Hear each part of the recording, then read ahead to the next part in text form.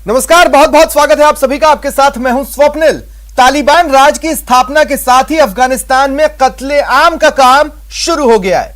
कभी महिलाओं का शोषण किया जा रहा है, तो कभी पत्रकारों की पिटाई की जा रही है, तो कभी लोगों को गोलियां मारी जा रही है। लेकिन आज हम आपको अफगानिस्तान में तालिबानी शैतानों के अत्याचार की वो डरावनी तस्वीर दिखाने जा रहे हैं, जिसे देखकर आपकी रूह कांप जाएगी। साथ ही आपको अमरुल्लाह सालेह के घर से मिले खजाने की वो तस्वीर भी दिखाएंगे, जिसे देख आप हैरान रह जाएंगे। और आपको यह भी बताएंगे कि कैसे पाकिस्तान तालिबान के मसले पर फंसता जा रहा है। तो चलिए शुरू करते हैं स्पेशल रिपोर्ट।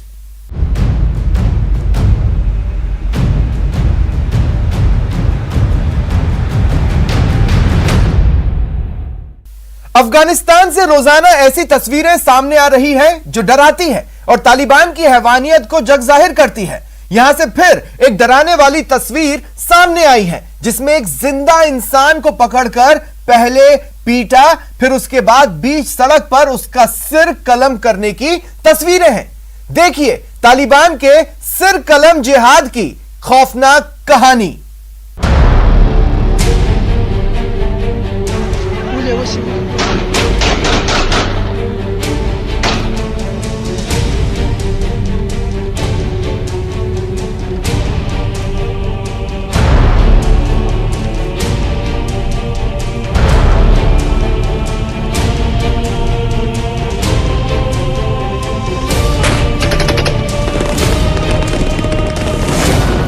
तालिबान राज की स्थापना के साथ ही अफगानिस्तान की जमीन एक बार फिर खून से लाल होने लगी है। तालिबान की मुखालफत में उठने वाली आवाजों का गला घोटने की शुरुआत हो चुकी है। लोगों की हिफाजत करने का दावा करने वाले तालिबान अपनी ही आवाम से बदला लेने पर आमादा नजर आ रहे हैं। कभी शरिया कानून की आड़ लेकर बेकसूर महिलाओं को बेरहमी से पीटा जा रहा है, कभी बीच चौराहे निहत्थे अफगान सैनिक को गोलियों से भूना जा रहा है, कभी पत्रकारों की बेरहमी से पिटाई की जा रही है, तो कभी अफगान पुलिस अफसरों का सिर काटकर तालिबान के आतंकी जश्न मना रहे हैं।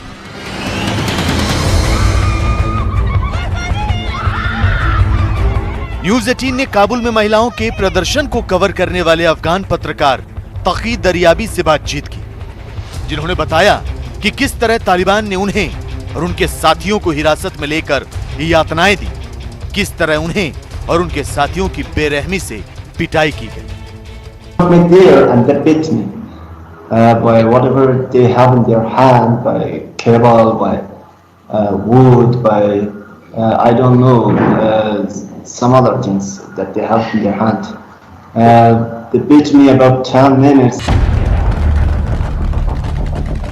जिस देश का गृह मंत्री सिराजुद्दीन हक्कानी जैसा मोस्ट वांटेड आतंकी हो, जिस देश के गृह मंत्री पर 36 करोड़ रुपए का इनाम हो, जिस देश का गृह मंत्री निर्दोष लोगों की हत्या का आरोपी हो, वो दुनिया की आंखों में धूल झोंकने के लिए अपने मातहतों के साथ मीटिंग तो कर सकता है, वो कानून व्यवस्था सुधारने के वादे तो कर सकता है, वो अफगान जनता से अन्याय ना होने देने के झूठे दावे तो कर सकता है, लेकिन उसकी देखरेख में मौत का खेल खेला जाना लाजमी है। ये तस्वीरें उसी मौत के खेल की तस्दीक करती हैं। तो इन तस्वीरों से तालिबान का क्रूर चेहरा एक बार फिर बेनकाब हो जाता है।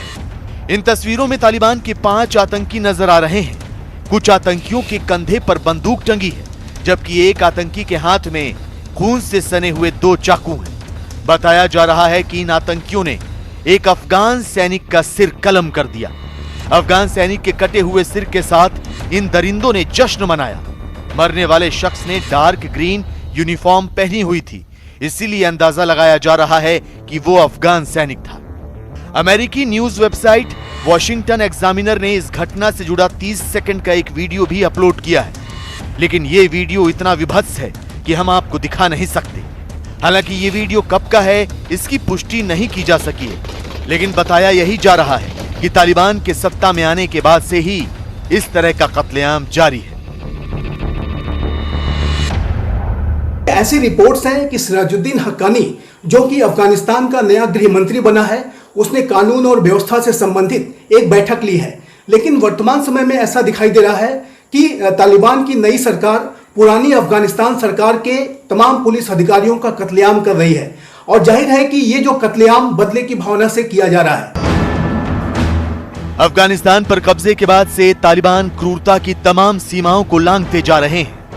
लगभग हर रोज तालिबान के अत्याचारों से जुड़ी खबरें सामने आ रही हैं। तालिबान उन सभी लोगों को चुन चुन कर सजा दे रहे हैं जिन्होंने किसी न किसी तरह से अमेरिकी सेना की मदद की है। कुछ दिनों पहले तालिबानी आतंकियों ने घूर प्रांत के फिरोज कोह में एक महिला पुलिसकर्मी की उसके पति और बच्चों के सामने ही गोली मारकर हत्या कर दी थी। ये महिला पुलिसकर्मी 8 महीने की गर्भवती थी। इसके बावजूद तालिबानी शैतानों का दिल नहीं पसीजा और उन्होंने महिला पुलिस अधिकारी बानू नेगर को मार डाला। तालिबान की हैवानियत का रोंगटे खड़े कर देने वाला ये वीडियो देखिए। अफगानिस्तान के पंजशीर में तालिबान के लड़ाकों ने एक निहत्थे अफगान सैनिक की गोली मारकर हत्या कर दी। वीडियो में दिख रहा है कि तालिबान के आतंकियों ने एक अफगान सैनिक को घेर लिया और फिर उसे लेकर वो सड़क के किनारे पर गए और उसके बाद उस पर गोलियां बरसा दी। इस दौरान पूरा इलाका गोलियों की तड़तड़ाहट से गूंज उठा। इसके बाद तालिबान के आतंकी गाड़ियों में बैठकर वहां से चले गए। बताया जा रहा है कि पंजशीर के जिन इलाकों में तालिबान ने कब्जा कर लिया है वहां वो तलाशी अभियान चला रहे हैं और एनआरएफ से जुड़ा जो भी सैनिक उन्हें मिल रहा है वो उसे मौत के घाट उतार रहे हैं।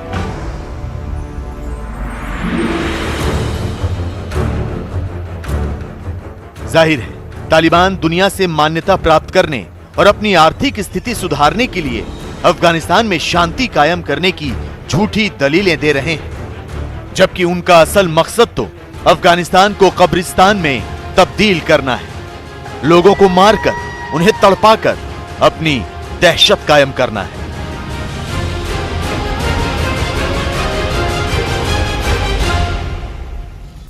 तालिबानी आतंकियों की दहशत बढ़ती जा रही है। वहां से आई एक और तस्वीर को देखकर महिलाओं की रूह कांप जाएगी। मोबाइल में पंजशीर का जो सच रिकॉर्ड हुआ है उसे देखने के बाद आप यही कहेंगे कि ऐसा सिर्फ तालिबानी आतंकी ही कर सकते हैं।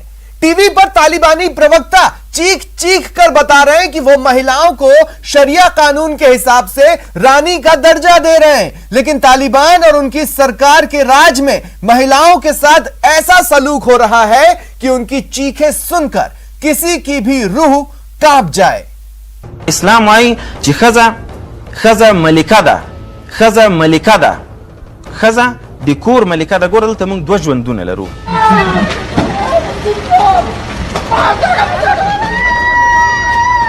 ये तस्वीरें तालिबानी बर्बरता की गवाह है।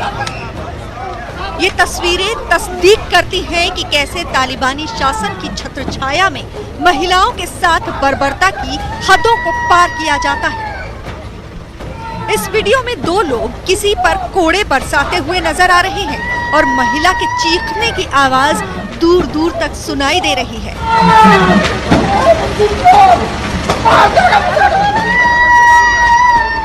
वीडियो में पिटाई का तमाशा आसपास खड़े कुछ लोग देखते नजर आए, जिनमें बच्चे भी शामिल थे। महिला को बेरहमी से पीटने की तस्वीर सामने आई तो सोशल मीडिया पर एक वीडियो वायरल हो गया, जिसमें महिलाओं के हक को लेकर बड़े बड़े दावे किए गए थे। अफगानिस्तान के एक न्यूज चैनल तुलु न्यूज पर डिबेट के दौरान एक तालिबान समर्थक शरिया कानून को समझाता नजर आया। उसने दावा किया कि इस्लाम और शरिया कानून में महिलाओं का दर्जा किसी रानी यानी मलिका के बराबर है, लेकिन मलिका ऐसी जो सिर्फ घर में कैद रहे। इस्लाम वाई چې خزه ملکه ده خزه د کور ملکه ده. ګوره دلته موږ 2 ژوندونه لرو. یو د کور داخلي ژوند ده، یو بیرونی ژوند ده. دا دواړه چې څنګه بیرونی ژوند ارزښت لري ضروری ده، دغسې داخلي ژوند هم ضروری ده. داخلي ژوند کې خدای پاک او د اسلامي شریعت اختیار ټول ښځې ته ورکړی ده، او په بیرونی ژوند کې خدای پاک ډیر اختیار بیا نارینه ته ورکړی ده. यही नहीं, तालिबान को पश्चिमी देशों में महिलाओं को मिले कानून पर भी आपत्ति है। तालिबान समर्थक ने टीवी पर बोलते हुए पश्चिमी देशों की महिलाओं से जुड़े कानून पर सवाल उठा दिए। اما دلته ځینې ښځې دي، ځینې پروژې ښځې دي، دا تاسې راسره ومنئ جناب امان صاحب، دوی هغه حقوق غواړي کوم حقوق چې غرب ورکړي دي انسان ته یا ښځو ته. هغه کوم حقوق دي؟ هغه دا ده چې ښځه ښایسته وي، د هغې عکسونه دي په لوحو باندې نصبېږي، د هغې هغه د تجارتي توکي په توګه باندې استعمالېږي، چې کله یې ښایست ختم سو بیا د په لارو کوڅو کې د دې عکسونه غورځول کېږي او بیا د سکرین نه لرې کېږي. د غرب حقوق دا دي. तालिबान को महिलाओं के बाहर रहने पर ही नहीं, उनकी पढ़ाई के तरीकों से भी आपत्ति है। महिलाओं को बराबर का अधिकार देने की बात करने वाले तालिबान का असली चेहरा अब सामने आ रहा है, जब महिलाओं पर सिर्फ बेरहमी और यातना की तस्वीरें सामने आ रही है।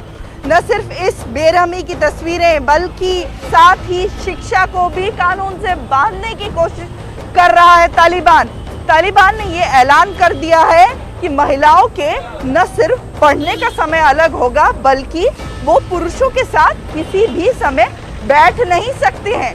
साथ ही जो पाठ्यक्रम है उस पर भी शरिया थोपने की कोशिश कर रहा है तालिबान। ये वही तालिबान है जिसने महिलाओं और लड़कियों को बराबरी का दर्जा देने का वादा किया था और अब लड़के और लड़कियों से एक क्लासरूम में बैठकर पढ़ने का हक भी छीन लिया गया है। कुछ दिन पहले ही तालिबान ने ऐलान कर दिया था कि छात्र और छात्राएं एक क्लास में अलग अलग बैठकर पढ़ेंगे।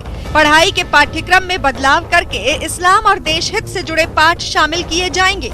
यही नहीं, छात्राओं को पुरुष शिक्षक नहीं पढ़ा सकेंगे। हालांकि जरूरत पड़ने पर पुरुष शिक्षकों को छात्राओं को पढ़ाने की इजाजत तभी होगी जब छात्राएं बुर्का पहनेंगी।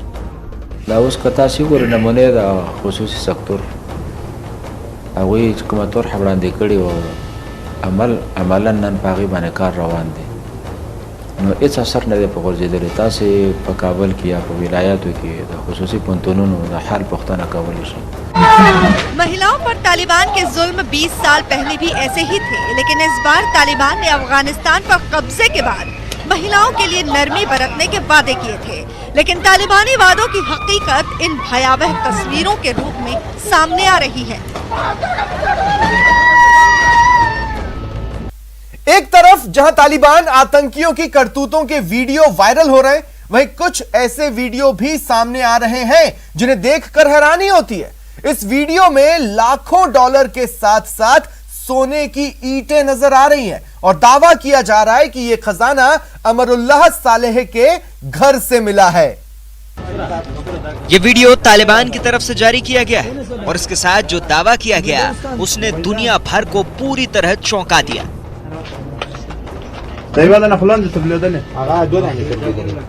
ये वो खजाना है जिसे तालिबान के लड़ाकों ने उस घर से बरामद करने का दावा किया है जहां से तालिबान के खिलाफ जंग लड़ने का ऐलान किया जा रहा था।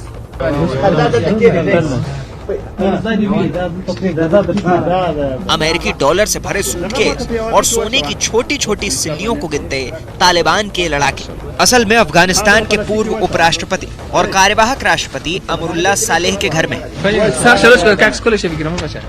तालिबान का दावा है कि अमरुल्लाह सालेह के घर की तलाशी के दौरान 6.5 मिलियन डॉलर यानी 48 करोड़ रुपए मिले हैं। तालिबान ने इस तलाशी का एक वीडियो जारी किया है जिसमें अमेरिकी डॉलर से भरा सूटकेस और सोने की ईंटों को गिनते हुए तालिबानी दिखाई दे रहे हैं। तालिबान के इस दावे को अगर सच मान लिया जाए तो उस खजाने का ये मामूली सा हिस्सा है जिसमें अमरुल्लाह सालेह के पास मौजूद होने का दावा किया जा रहा है। अफगानिस्तान में विद्रोहियों के गढ़ पंजशीर घाटी के एक बड़े इलाके पर कब्जा करने के बाद तालिबान ने उस घर को भी अपनी जद में ले लिया जिसे अमरुल्लाह सालेह का घर बताया जा रहा था। घर की तलाशी के दौरान तालिबान के लड़ाकों को सालेह के घर से सोने की छोटी छोटी प्लास्टिक की ईंटें भी मिली हैं।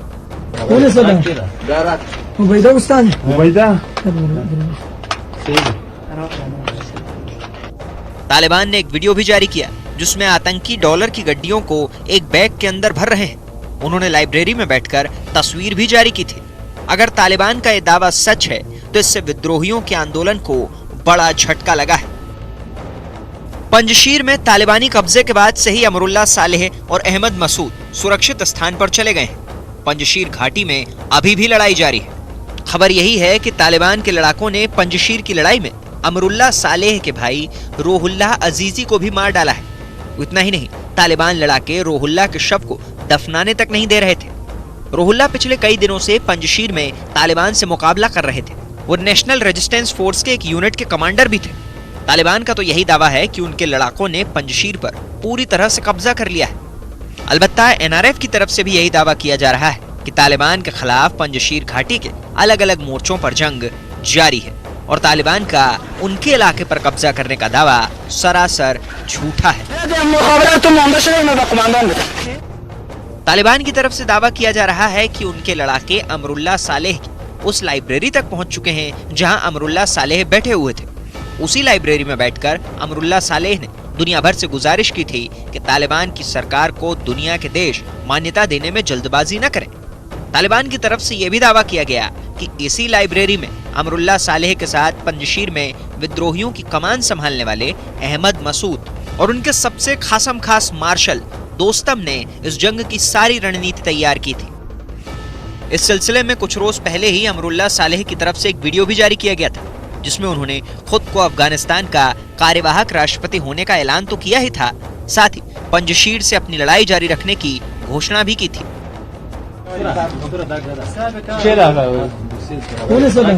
बहरहाल तालिबान की तरफ से सामने आया इस वीडियो से ये तो साफ हो गया कि अफगानिस्तान में सत्ता के संघर्ष की बुनियाद असल में वो दौलत है जो खैरात के तौर पर अफगानिस्तान के विकास के लिए मिली थी, जिस पर वहाँ की सत्ता से जुड़े लोग कुंडली मारकर बैठे हुए थे। अलकायदा चीफ अल जवाहिरी के जिंदा होने की खबर सामने आ रही है। 9/11 की बरसी पर अलकायदा ने 7 मिनट का एक वीडियो जारी किया, जिसमें अल जवाहिरी 9/11 के आतंकी हमले और अलकायदा के भविष्य के बारे में बात करता दिखा। और इस वीडियो का टाइटल है यरूशलेम का यहूदीकरण नहीं होगा। Al Qaeda chief Ayman al Zawahiri का वीडियो सामने आने के बाद दुनिया भर में हड़कंप मच गया है। अल जवाहिरी का वीडियो सामने आने के बाद एक बार फिर ये सवाल उठने लगे हैं कि क्या वाकई अल जवाहिरी अभी भी जिंदा है या फिर ये अलकायदा का कोई नया प्रोपेगेंडा है। अलकायदा की तरफ से सोशल मीडिया पर शेयर किए गए 60 मिनट के वीडियो में अल जवाहिरी 9/11 के आतंकी हमले, अफगानिस्तान और अलकायदा के भविष्य को लेकर बड़ी बड़ी बातें करता दिखाई दे रहा है। खास बात यह कि अलकायदा ने अल जवाहिरी के इस वीडियो को ठीक उस दिन सोशल मीडिया पर शेयर किया है जिस दिन 9/11 के आतंकी हमले की 20वीं बरसी थी। दरअसल ओसामा बिन लादेन की मौत के बाद अल जवाहिरी को ही अलकायदा का प्रमुख बनाया गया था। जवाहिरी की बीमारी से मौत की खबरें भी नवंबर 2020 में सामने आई थी, जिसके बाद जवाहिरी का न कोई वीडियो सामने आया न उससे जुड़ी कोई जानकारी। लेकिन अमेरिका में 9/11 हमले की बरसी के दिन अलकायदा ने अल जवाहिरी का नया वीडियो जारी किया है, जिसमें अल जवाहिरी पूरी तरह स्वस्थ दिखाई दे रहा है और अमेरिका के खिलाफ जहर उगलता नजर आ रहा है। خارج الميدان الذي يتوقعه العدو وتأتي أهمية العمليات في أراضي العدو وخلف خطوط العدو، ومن أبرز الأمثلة على ذلك عملية تل السمن المباركة، تلك العملية الموفقة التي ضربت مثلا على كسر حصار العدو العسكري। अल जवाहिरी का जो वीडियो जारी हुआ है उसमें वो 9/11 हमले का जिक्र करते हुए नजर आया है। वीडियो में अल जवाहिरी कह रहा है कि हमें उन 19 मुजाहिदीन इस्लाम के लड़कों को नहीं भूलना चाहिए जिन्होंने अमेरिका के दिल को बुरी तरह से घायल कर दिया। हमला ऐसा किया गया कि उस जख्म को अमेरिका आज तक नहीं भुला पाया। वीडियो में अफगानिस्तान की चर्चा केवल एक बार हुई। आतंकी संगठन अलकायदा चीफ अल जवाहिरी के इस वीडियो के सामने आने के बाद से दुनिया के कई देशों की सरकार ने चिंता जताई है और सेना से सावधानी बरतने के लिए कहा है। तालिबान के जिहादी सरकार बनवाकर पाकिस्तान फूले नहीं समा रहा था, लेकिन अब तालिबान ने पाकिस्तान को ही ठेंगा दिखा दिया है। तालिबान ने एक दो नहीं बल्कि पाकिस्तान के 3 प्रस्तावों को ठुकरा दिया है। ऐसे में कल तक तालिबान की जीत का जश्न मनाने वाले इमरान अब मातम मना रहे हैं।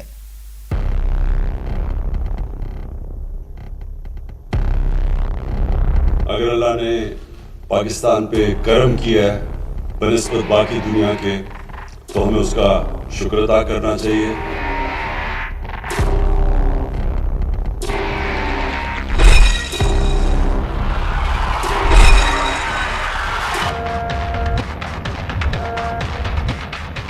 पाकिस्तान के समर्थन से तालिबान अफगानिस्तान की सत्ता पर काबिज हो गए। पाकिस्तान हक्कानी नेटवर्क को तालिबान सरकार में अहम भागीदारी दिलाने में कामयाब हो गया। पाकिस्तान की खुफिया एजेंसी ISI के चीफ फैज हमीद अपने काबुल दौरे को खत्म कर इस्लामाबाद भी लौट गए।